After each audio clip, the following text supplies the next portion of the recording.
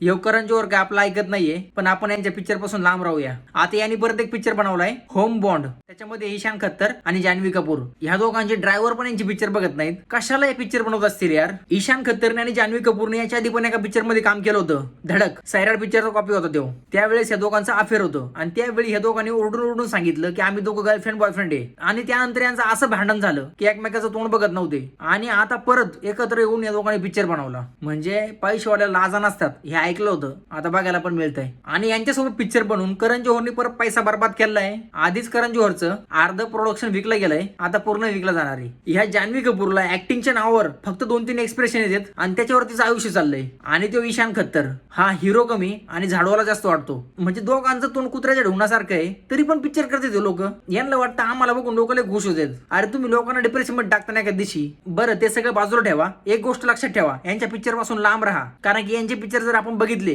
तर कमीत कमी 15 दिवस डोकं चालत नाही, हातपाय थरथर कापतात आणि आपल्या आयुष्यातले कमीत कमी 15 दिवस कमी होतात. तर आपले पैसे, डोकं आणि टाइम खराब होण्यापासून वाचवायचं असेल तर यांच्या पिक्चर पासून लांब राहा. मित्रांनो, व्हिडिओ आवडला तर लाईक करा. तुमचा भाऊ तुमच्या सेवेला मी हजर राहील. थँक्यू.